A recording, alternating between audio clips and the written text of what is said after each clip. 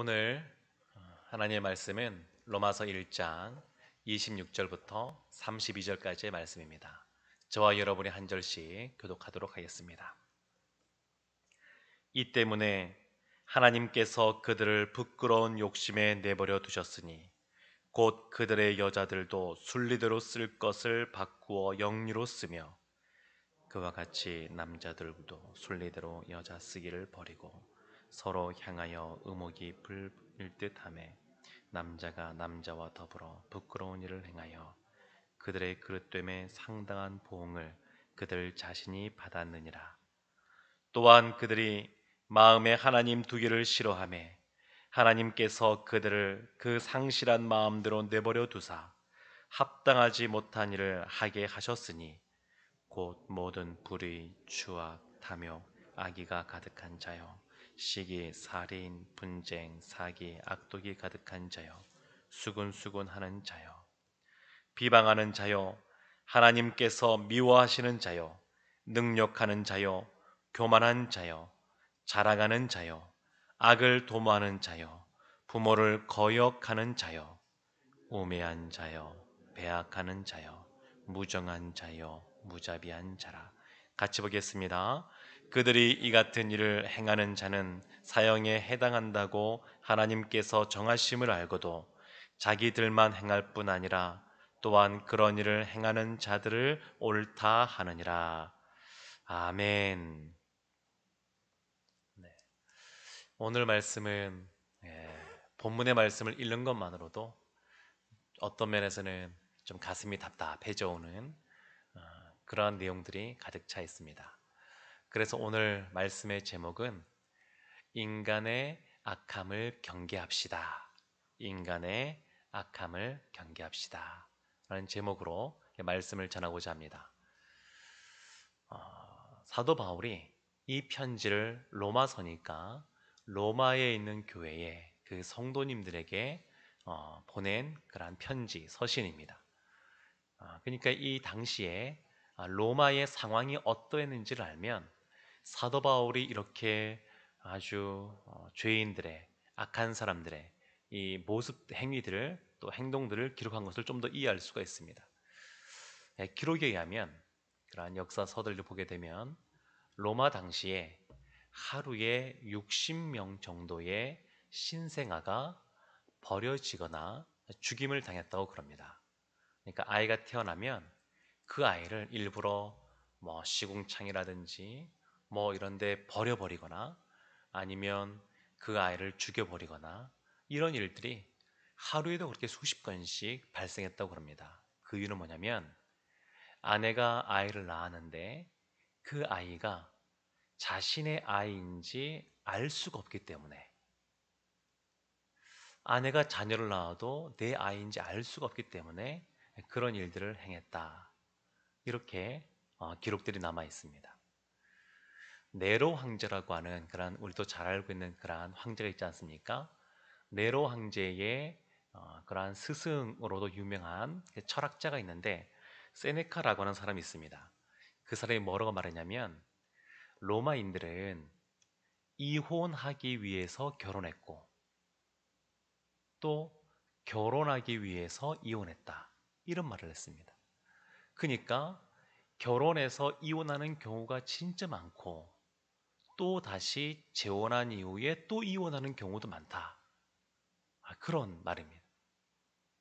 그러니까 굉장히 이 로마가 아주 번성한 나라고 번영했고 강대국이었지만 그러나 그 안에 내부적으로 굉장히 많은 도덕적으로 또 성적으로 무너져 있고 타락한 것을 볼 수가 있습니다. 클라우디우스 황제라고 하는 그런 황제 때 보게 되면 그에게 세 번째 왕비가 메살리아라고 하는 그런 여인인데 이 여인은 밤만 되면 왕궁을 벗어나서 매음굴에 가서 매음 행위를 늘 했다라고도 남아 있습니다. 그러니까 성적으로 굉장히 타락한 그러한 상태가 이 로마의 그 당시의 상황이었습니다. 그러니까 이렇게 아주 성적으로 타락해 있으니까 사도 바울이 26절부터 보게 되면 이런 말들을 하는 겁니다. 이 때문에 하나님께서 그들의 부끄러운 욕심에 내버려 두셨으니 곧 그들의 여자들도 순리대로 쓸 것을 바꾸어 영리로 쓰며 27절 그와 같이 남자들도 순리대로 여자 쓰기를 버리고 서로 향하여 의욕이 부릴 듯하매 남자가 남자와 더불어 부끄러운 일을 행하여 그들의 그릇됨에 상당한 보응을 그들 자신이 받았느니라. 그러니까 이것이 오늘날 말하면 동성애를 말하는 건데 여자가 여자를, 남자가 남자를 순리대로가 아니라 영리로 쓰는 모습들이 나와 있습니다. 이것은 우리가 어제 봤던 이 앞부분과 이어지는 건데 우리가 어제 봤던 이 앞부분을 보게 되면 우상 숭배 이야기하면서 종교적으로 타락한 것, 그리고 24절부터 보게 되면 여기도 정욕이 나오고 그런 음란함이 나오는데 여기도 성적 타락에 대해서 나왔었거든요. 근데 이어지는 26절, 27절도 마찬가지로 굉장히 성적으로 타락한 것을 볼 수 있습니다. 그런데 여기서 눈여겨서 눈에 들어오는 그러한 구절이 있는데 그것이 뭐냐면 24절에도 보면 하나님께서 내버려 두사라는 부분이 나오고 26절도 보면 하나님께서 내버려 두셨으니 라는 부분이 나오고 28절에 보게 되면 또 하나님께서 내버려 두사 이런 표현도 나옵니다. 하나님께서 내버려 둔 겁니다. 하나님께서 원래 어제 말씀과 이어져서 보게 되면 사람이 아담이 죄를 지은 이후에 죄인입니다. 악합니다. 근데 그것을 하나님께서 내버려 두시니까 더 악한 모습을 짓게 되는데 오늘 그 더 악한 모습이 계속해서 나오게 됩니다. 하나님께서 내버려 두시니까 이런 일들이 벌어지는 것을 볼 수가 있습니다. 근데 이런 우상 숭배 또 이렇게 하나님께서 내버려 두심 이런 것에 대해서 25절 바로 본문 위에 있는 거기에 이유가 좀 더 설명이 되어 있었습니다. 25절 보게 되면 이는 이라고 하면서 그 이유는 그들이 하나님의 진리를 거짓 것으로 바꾸어 피조물을 조물주보다 더 경배하고 섬김이라. 한마디로 말해서 하나님께서 죄를 짓는 그들을 내버려 두신 이유는 뭐냐면 그들이 우상 숭배를 늘 한다는 겁니다. 하나님보다 다른 것을 더 섬긴다는 겁니다. 이것은 단순히 어떤 만몬이라고 하는 돈을 더 많이 섬긴다 그런 것뿐만이 아닙니다. 그것만이 아니라 오늘 말씀을 찬찬히 보게 되면 악한 죄인들이 하나님보다 결국은 인간을 숭배하는 것이구나라는 것을 알 수 있습니다. 하나님이 지으신 이 여러 가지 나무나 또 높은 산이나 파도나 바다나 큰 바위나 이런 어떤 물질을 섬기는 것뿐만 아니라 결국 하나님이 만드신 피조물 중에서 가장 마지막에 지은 또 위대라고 할 수 있는 사람, 인간을 숭배하는 겁니다. 인간. 그래서 아주 옛날에 학교 다닐 때 배웠던 기억을 더듬어 보게 되면 프랑스 대혁명이라고 하는 것이 있습니다. 프랑스 대혁명. 그런데 이 프랑스 대혁명을 이 어떤 것이냐면 어, 내가 신의 대리자다라고 하는 이 그 왕을 죽여버리고 이제 사람 중심의 그러한 사회를 열어가는 것이라고 할 수 있는데 역사적인 사건으로 보게 되면 이것이 아주 상징적인 겁니다. 그래서 프랑스의 왕을 대리한다고 하는 그 왕의 시대가 끝나고 그때부터 인간의 시대가 시작됐다고 볼 수 있습니다. 이런 어떤 사건, 어떤 연도보다 그런 사건이 중요한데 역사적으로 보게 되면 우리가 지금 코로나 이 시대를 겪고 있지 않습니까? 21세기라고 우리가 이야기를 하고 있는데 실제로 21세기의 삶이 시작된 것은 지금이라고 할 수 있습니다. 지금부터.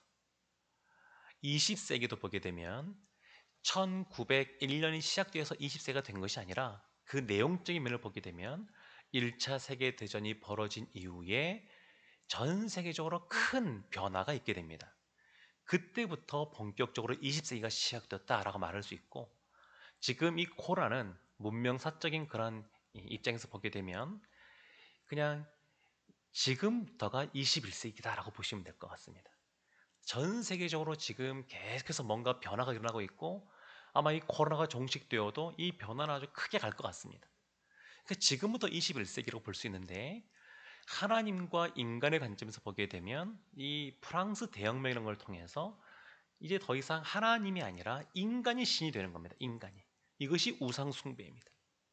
그래서 자신이 하고 싶은 것들을 하게 되고 또 마음껏 누리게 되고 뒤에 보게 되면 이 동성애뿐만 아니라 그냥 이렇게 나와도 오늘날 보게 되면 이 동성애에 대해서 옹호하는 한 10년 전만 해도 찾기가 어려웠는데 어제 그저께 기사도 보니까 우리랑은 신앙의 색깔이 다르지만 여러 개 그런 단체들이 모여서 기독교 단체들이 모여서 이 동성애에 대해서 옹호하는 그런 내용을 또 발표했습니다. 그래서 포괄적 차별금지법을 빨리 통과시켜라 이런 것들을 주장하고 있습니다. 그러니까 굉장히 이게 시대가 변해가고 있고 그들의 입장에서는 이게 본인들이 중심입니다. 사람이 중심이에요. 사람이. 하나님이 기준이 아니라 본인이 기준이 됩니다. 하나님을 섬기는 것이 아니라 사람 자체를 섬기는 사람이 신이 되는 겁니다. 그러다 보니까 이러한 어려운 일들을 직면하는 것을 볼 수가 있습니다. 그래서 28절부터 보게 되면 26절 내버려 두사 해서 26절, 27절 하나의 단락으로 볼 수 있고 28절 내버려 두사부터 해서 하나님의 진노가 나오는 건데 사람의 악행과 하나님의 진노가 나오는데 31절까지 보면 나옵니다. 29절 보게 되면 모든 불의, 추악, 탐욕, 아이가 가득한 자, 시기, 살인, 분쟁, 사기, 악독이 가득한 자, 수군수군하는 자, 비방하는 자, 하나님께서 미워하시는 자, 능욕하는 자, 교만한 자, 자랑하는 자, 악을 도모하는 자, 부모를 거역하는 자, 우매한 자, 배약하는 자, 무정한 자, 무자비한 자 21개의 이런 악행에 대해서 나와 있습니다. 이렇게 쭉 쓰는 겁니다. 진짜 많은 겁니다. 하나님께서 내버려 두는 것 자체가 사실은 그들에게 하나님께서 심판하시는 것이기도 합니다. 그런데 이렇게 많은 죄악들을 저집니다. 그 32절 보게 되면 이렇게 나오죠. 그들이 이렇게 악을 행하는 사람들이 이 같은 일을 행하는 자는 사형에 해당한다고 하나님께서 정하시는 것을 알고도 죄의 삭은 사망이다라고 하는 것을 알고 있는 겁니다. 모르지 않습니다. 알고 있음에도 불구하고 자기들만 행할 뿐 아니라 또한 그런 일을 행하는 자들을 옳다 하느니라. 자기만 악을 행하는 것이 아니라 다른 사람도 그렇게 악을 행하라고 또 악을 행하는 것을 칭찬해주고 행하라고 또 권면하는 겁니다. 우리가 포괄적 차별금지법 그것을 교계에서 많이 반대하고 있는데 반대하는 이유가 그것이 않습니까? 이것이 통과되게 되면 아이들이 어렸을 때 학교에서부터 동성애에 대해서 배울 수밖에 없고 그것이 행위부터 해서 다 차근차근 다 가르쳐질 수밖에 없다고 그럽니다. 그러니까 악을 조장하는 겁니다. 그러니까 내버려 둘 수가 없는 거죠. 우리가 할 수 있는 것들을 하는 거죠. 그러니까 사람들이 악한 사람들이 본인만 악을 행하는 것이 아니라 옆에 사람에게 권면하고 같이 악을 행하도록 하고 나쁜 짓을 하면 책망하고 또 징계도 그것이 아니라 오히려 잘했다라고 칭찬하고 그리고 더 부추기고 이렇게 악을 행한다는 겁니다. 근데 이것은 우리랑 너무 동떨어진 것이 아니라 아담이 죄를 지은 이후에 우리에게도 죄된 본성이기 때문에 우리도 어느 순간 우리의 마음의 중심에 하나님이 아닌 자기 자신이 나의 마음의 중심에 자리 잡으면 이와 같이 변해가는 겁니다. 그래서 사람이 세상에서도 보게 되면 초심을 지킨다는 것이 참 어려운 것을 볼 수 있고 어떤 권력을 잡거나 어떤 자리에 올라가게 되면 그것 때문에 굉장히 사람이 변하는 것들도 많이 볼 수 있습니다.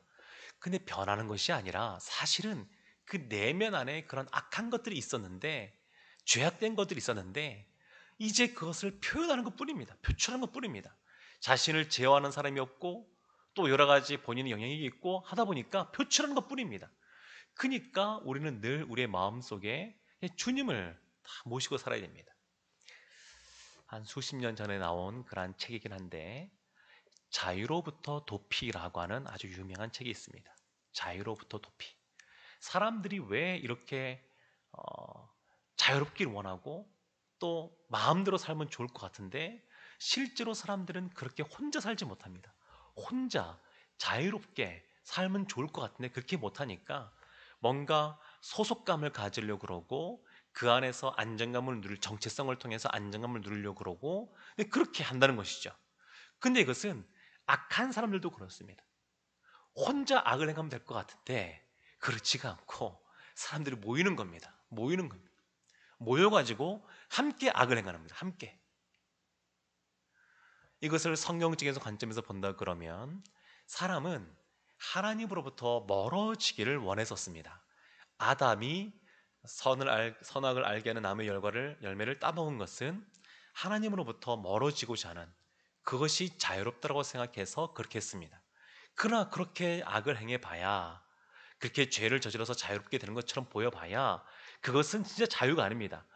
아무리 그가 마음껏 뭔가 할 수 있다 그래도 그것은 하나님의 내버려 두심, 하나님의 유기에 의한 것이지 그가 마음대로 할 수도 없습니다. 그리고 그것을 행한다 그래서 마음속에 안정감이 있는 것도 아닙니다. 편안하지가 않습니다. 평안이 있는 것이 아닙니다. 그러니까 늘 우리는 이러한 악에 대해서 경계하고 하나님만 섬기는 모습으로 있어야 됩니다. 젊었을 때는 또 청년 때는 하나님으로부터 멀어지고자 하는 본인 뜻대로 살고자 하는 그런 경향들이 좀 강한 것을 볼 수 있습니다. 그런 성향들이 좀 있는 것을 볼 수 있습니다. 그러나 우리도 이 새벽 예배에 나온 우리 성도님들 보면 다 신앙의 연륜이 있으신 분들이시니까 돌이켜보게 되면 그것이 다가 아니라는 것을 알 수 있고 그것이 마냥 좋은 것이 아니라는 것을 알 수 있습니다. 하나님께 붙들린 바 되어 하나님의 인도하심 따라 하나님 안에 거할 때에 진리가 너희를 자유케 하라는 말씀처럼 그것을 경험하는 것을 볼 수 있습니다. 그러니까 늘 우리가 주님 안에 머물러 있어야 됩니다. 머물러 있어야 됩니다. 그리고 우리의 마음을 잘 살펴야 됩니다. 여기 21개의 이러한 것들이 있는데 이런 죄악들이 가득해질 수 있습니다. 그러니까 늘 경계하면서 다른 사람과 더불어 함께 하나님 안에서 머물러 있는 사람이 진정으로 복된 사람인 줄로 믿습니다. 사랑하는 성도 여러분, 이 로마서의 말씀을 쭉 보다 보게 되면 마음이 어떤 면에서는 답답해져 오기도 하지만 그러나 늘 이렇게 깨어서 있으면 하나님께서 우리에게 놀라운 은혜를 베풀어 주실 줄로 믿습니다. 짧게 한 가지만 더 말씀을 드리고 말씀을 마치고자 합니다. 기독교는 어제 말씀드렸던 것처럼 직선적인 역사관을 갖고 있습니다. 근데 이것이 교회 안에서 성경을 볼 때의 그러한 역사관뿐만 아니라 서양에도 영향을 미쳐서 서양에도 보게 되면 직선적인 그러한 역사관들이 있습니다. 예를 들면 이런 겁니다. 예전에 우리가 삐삐가 있지 않았습니까? 한때 삐삐가 있었는데 삐삐 이후에 역사가 또 발전하고 과학 문명이 발전하다 보니까 핸드폰이 나왔습니다. 손에 들고 다니는. 근데 지금은 핸드폰이라기보다는 컴퓨터에 해당되는 스마트폰입니다. 그러니까 역사라고 하는 것이 지금 스마트폰을 쓰고 있는데 다시 삐삐로 돌아갈 수 없다. 이런 것이 직선적 역사관으로 서양의 많은 학자들이 이렇게 보고 있습니다. 근데 동양에서는 어떻게 보냐면 스마트폰에서 삐삐로 돌아갈 수는 없다. 그러나 스마트폰을 갖고 있다 그래서 삐삐를 갖고 있을 때보다 더 행복하냐? 사람들 간에 갈등이 더 없느냐? 비슷하다라는 거죠. 비슷하고 하는 거. 시대가 변해도 많은 것들이 우리가 많은 물질들을 갖고 있어도 여전히 그 안에서 사람들과의 관계에 갈등이 있고 또 사랑하기도 하고 또 여러 가지 또 고민도 있고 비슷하다는 겁니다. 비슷하고 하는 거. 그러니까 이런 관점에서 본다 그러면 아담이 죄를 지은 이후에 사람은 시대를 막론하고 악한 겁니다. 비슷합니다. 그 내면에 비슷한 이유는 뭐냐면 하나님이 없기 때문에 그런 겁니다. 하나님을 믿고 하나님을 모시고 나아가면 그가 점점 더 하나님의 성품을 닮아가고 하나님 안에서 진정한 자유를 느끼고 안정감을 느끼고 나아갈 수 있는데 하나님이 없으니까 세월이 지나가도 나이가 들어가도 비슷한 겁니다. 어렸을 때 가졌던 그런 고민들 여전히 갖고 있고 만족하지 못하는 것들 여전히 만족하지 못하고 살아가는 겁니다. 사랑하는 성도 여러분, 하나님이 우리의 안정감인 줄로 믿습니다. 그 하나님을 꼭 붙잡고 나아가서 악을 멀리하고 하나님을 가까이 하는 선을 가까이 하는 여러분들 되시기를 주님의 이름으로 축원합니다. 기도하겠습니다.